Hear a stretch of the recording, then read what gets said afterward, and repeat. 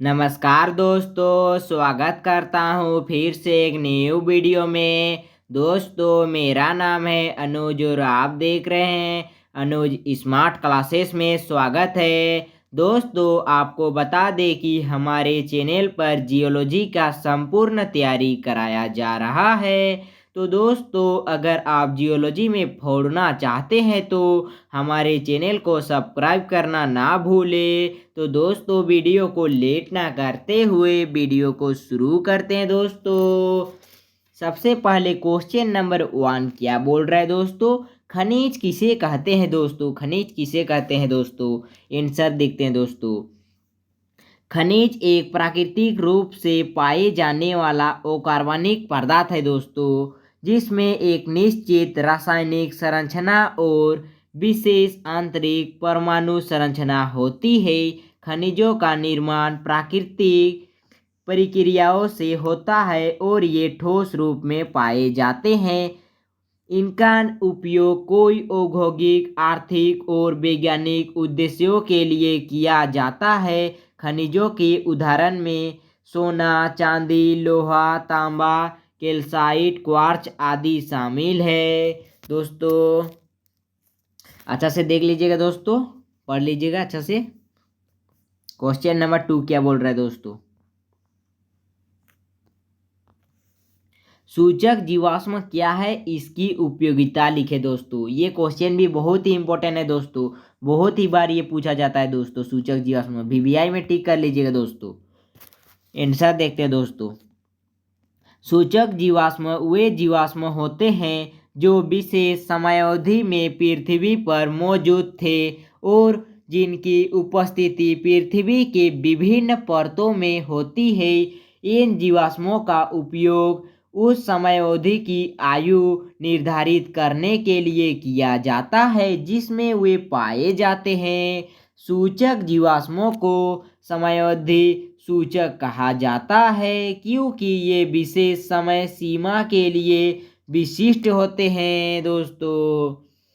सूचक जीवाश्मों की उपयोगिता देखते हैं दोस्तों। सूचक जीवाश्मों की उपयोगिता आगे देखते हैं दोस्तों। सबसे पहला पॉइंट है दोस्तों सापेक्षिक डेटिंग दोस्तों। सूचक जीवाश्मों का उपयोग सापेक्षिक डेटिंग के लिए किया जाता है जिससे वैज्ञानिक विभिन्न चट्टानों की आयु का निर्धारण कर सकते हैं और यह जान सकते हैं कि कौन सी चट्टान पुरानी है और कौन सी नहीं है दोस्तों। सेकेंड पॉइंट क्या बोल रहे हैं दोस्तों? विस्तृत अध्ययन। सूचक जीवाश्मों की मदद से भूवैज्ञानिक विभिन्न समयों में धरती पर जीवों के जीवन और उनके विकास का अध्ययन कर सकता है दोस्तों। तीसरा पॉइंट क्या बोल रहे हैं दोस्तों आगे? पेलियो पर्यावरण का निर्धारण दोस्तों। पेलियो पर्यावरण का निर्धारण सूचक जीवाश्मों की मदद से उस समय के पर्यावरण और जलवायु की जानकारी मिलती है जिसमें वे जीवित थे दोस्तों। फोर्थ पॉइंट क्या बोल रहा है दोस्तों? भूगर्भीय घटना का निर्धारण। यह जीवाश्म वैज्ञानिकों को भूगर्भीय घटनाओं जैसे कि भूजल, ज्वालामुखी विस्फोट या समुद्र स्तर में परिवर्तन को समझने में मदद करते हैं दोस्तों। पांचवा पॉइंट क्या बोल रहे दोस्तों? प्राकृतिक संसाधनों का पता लगाना। सूचक जीवाश्मों की मदद से भूवैज्ञानिकों को तल और प्राकृतिक गैस के भंडार का पता लगाने में मदद मिलती है दोस्तों। दोस्तों आगे क्वेश्चन नंबर 3 क्या बोल रहा है दोस्तों? देखते हैं 3 नंबर। प्लेसर निक्षेप के बारे टिप्पणी लिखिए दोस्तों। क्या बोल रहा है? प्लेसर निक्षेप के बारे टिप्पणी लिखिए बोल रहा है दोस्तों। प्लेसर निक्षेप के बारे ये भी वीवीआई में टिक कर लीजिएगा दोस्तों। इस क्वेश्चन को भी बहुत ही बार पूछा गया है दोस्तों ये क्वेश्चन। आंसर देखते हैं दोस्तों। प्लेसर निक्षेप वे खनिज निक्षेप होते हैं जो नदियों, नालों, समुद्र तटों या जल धाराओं द्वारा जमा किए जाते हैं। ये खनिज मूल चट्टानों से टूटकर जलधाराओं द्वारा बहा दिए जाते हैं और भारी होने के कारण जल की गति में कमी आने पर तलछट के रूप में जमा हो जाते हैं। इन निक्षेपों में सोना, प्लेटिनियम, टीन, हीरा और लोहा जैसी मूल्यवान धातुएं और खनिज पाए जाते हैं दोस्तों। प्लेसर निक्षेप की विशेषता देखते हैं दोस्तों। आगे प्लेसर निक्षेप की विशेषता क्या बोल रहा है दोस्तों। भारी धातुओं का संचय दोस्तों, भारी धातुओं का संचय देख रहे हैं दोस्तों। प्लेसर निक्षेप में आमतौर पर भारी और मूल्यवान धातुएं होती है दोस्तों। क्या बोल रहा है, प्लेसर निक्षेप में आमतौर पर भारी और मूल्यवान धातुएं होती है जो जलधाराओं में आसानी से नष्ट नहीं होती, जैसे कि सोना, प्लेटिनियम और टीन दोस्तों। सेकेंड पॉइंट क्या बोल रहे हैं, जल की गति पर निर्भर, जल की गति पर निर्भर दोस्तों। यह निक्षेप जल की गति और ऊर्जा पर निर्भर करते हैं। जब जल की गति धीमी हो जाती है तब भारी खनिज नीचे बैठ जाते हैं और जमा हो जाते हैं दोस्तों। तीसरा पॉइंट क्या बोल रहे हैं आगे, साफ और प्रकृष्ट खनिज दोस्तों, साफ और प्रकृष्ट खनिज दोस्तों। प्लेसर निक्षेपों में पाए जाने वाले खनिज आमतौर पर साफ होते हैं क्योंकि जलधाराओं के कारण हल्की अशुद्धियाँ बह जाती है और केवल भारी खनिज बचते हैं दोस्तों। क्या बोल रहे हैं, प्लेसर निक्षेपों में पाए जाने वाले खनिज आमतौर पर साफ होते हैं क्योंकि जलधारा के कारण हल्की औषधियाँ बह जाती है और केवल भारी खनिज बचते हैं दोस्तों। चौथा पॉइंट क्या बोल रहे हैं दोस्तों, आर्थिक महत्व, आर्थिक महत्व दोस्तों, आर्थिक महत्व चौथा पॉइंट देख रहे हैं दोस्तों। प्लेसर निक्षेपों का आर्थिक महत्व अधिक होता है क्योंकि इनमें पाए जाने वाले खनिजों का उपयोग औद्योगिक और आभूषण निर्माण में किए जाते हैं। प्राचीन समय से ही प्लेसर निक्षेपों से सोना निकाला जाता रहा है दोस्तों। अब इसका उपयोगिता देखते हैं दोस्तों, इसका उपयोगिता क्या है। सोना और कीमती धातुओं का स्रोत दोस्तों, नंबर 1 में सोना और कीमती धातुओं का स्रोत देखते हैं दोस्तों। प्लेसर निक्षेप सोने और अन्य कीमती धातुओं के प्रमुख स्रोत होते हैं जिन्हें नदियों और तटों से आसानी से निकाला जा सकता है दोस्तों। सेकेंड पॉइंट क्या बोल रहे हैं, खनिज संसाधनों का सरल दोहन दोस्तों। अन्य प्रकार के खनिज निक्षेपों की तुलना में प्लेसर निक्षेपों से खनिजों का निकालना अपेक्षाकृत आसान और कम खर्चीले होता है दोस्तों। तीसरा पॉइंट क्या बोल रहा है,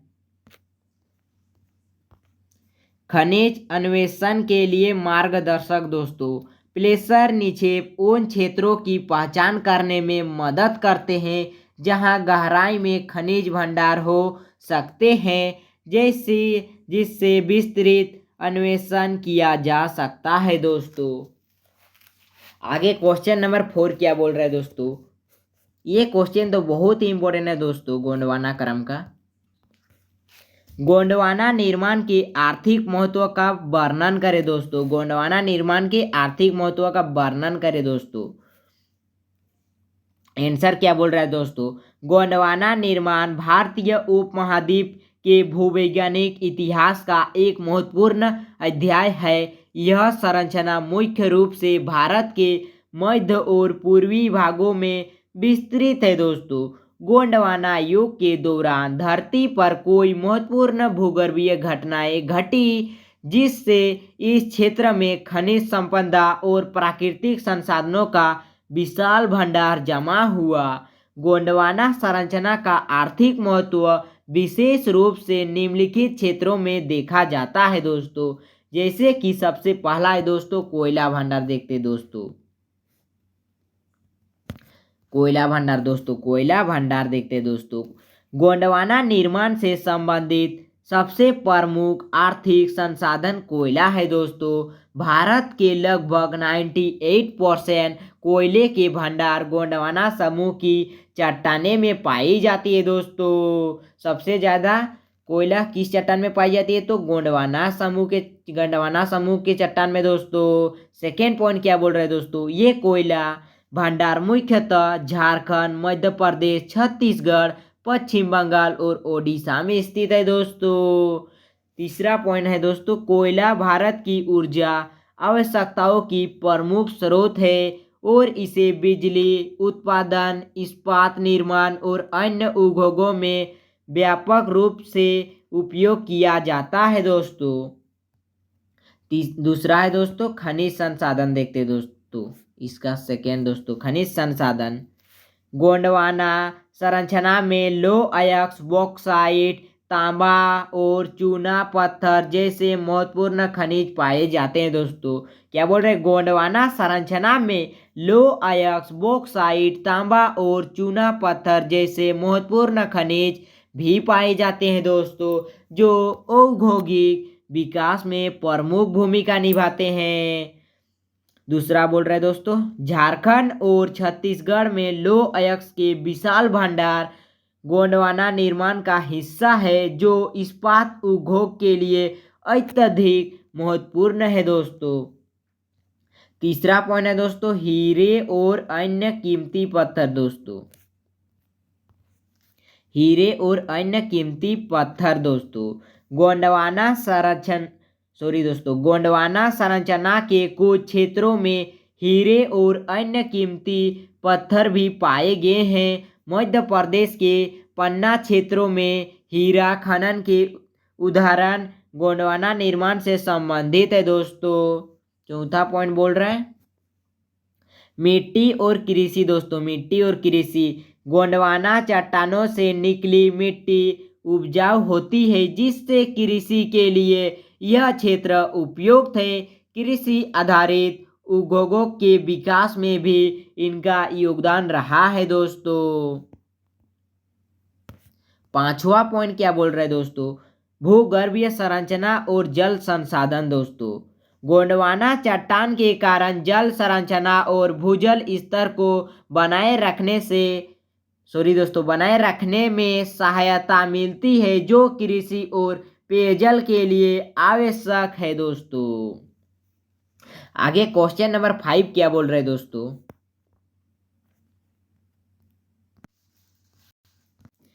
क्वेश्चन नंबर 5 दोस्तों, जीवाश्मों के संरक्षण पर टिप्पणी लिखिए दोस्तों। जीवाश्मों के संरक्षण पर टिप्पणी लिखिए दोस्तों।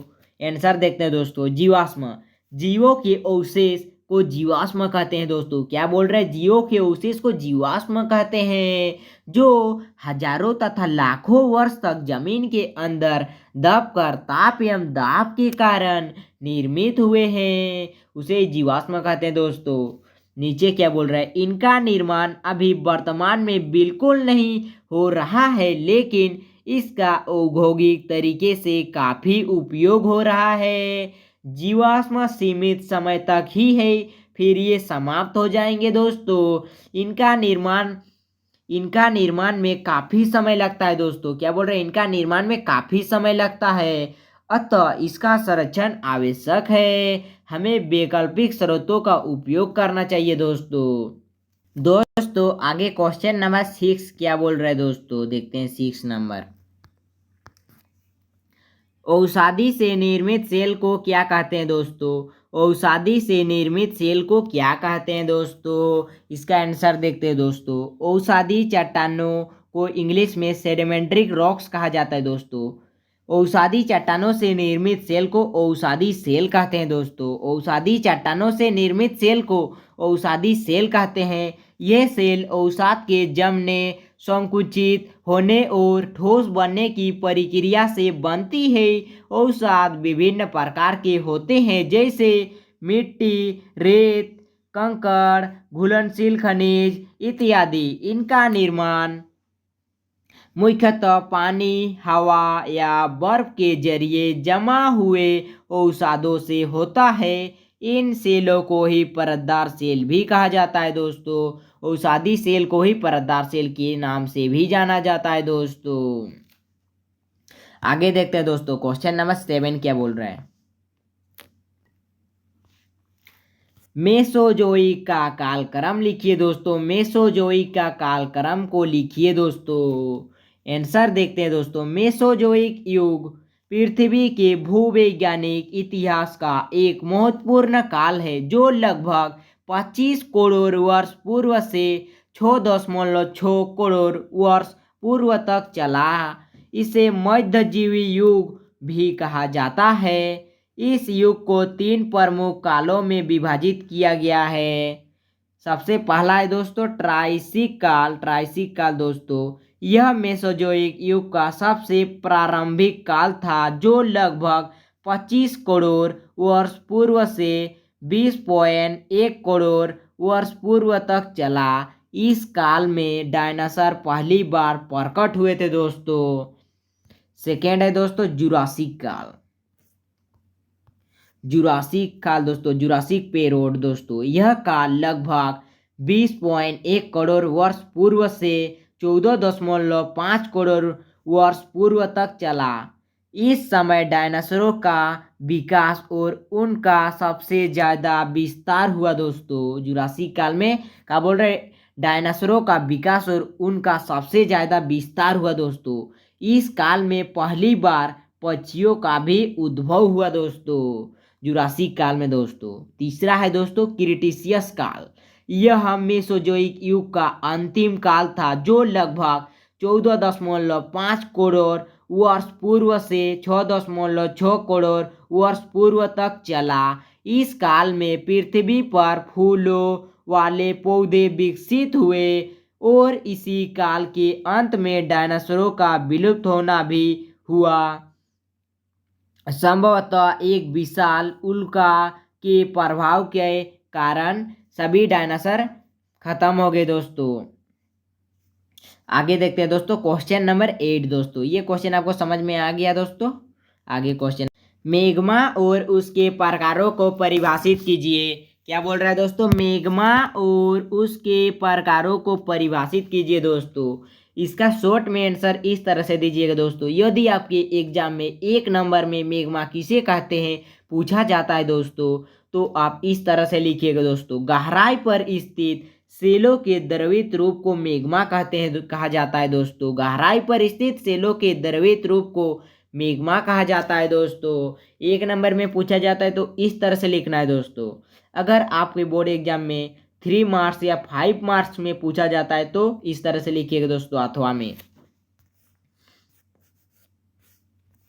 मैग्मा एक गर्म अर्ध तरल या तरल रूप में पाए जाने वाले चट्टानी पदार्थ है दोस्तों। चट्टानी पदार्थ है जो पृथ्वी की सतह के नीचे गहराई में स्थित होता है। मैग्मा में पिघली हुई चट्टानें खनिज और गैसें पाई जाती है। जब यह मैग्मा धरातल पर बाहर आता है तो इसे लावा कहा जाता है। मैग्मा की रचना और उसके ठंडा होने की प्रक्रिया के आधार पर विभिन्न प्रकार की आग्नेय चट्टानें बनती है।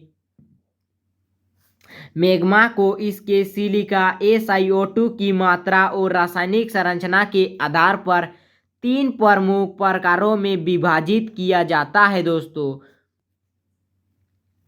कितने प्रकार में विभाजित किया जाता है दोस्तों 3 प्रकारों में विभाजित किया जाता है। 3 प्रकारों में मैग्मा को विभाजित किया जाता है। सबसे पहला है दोस्तों बेसाल्टिक मैग्मा। बेसाल्टिक मैग्मा दोस्तों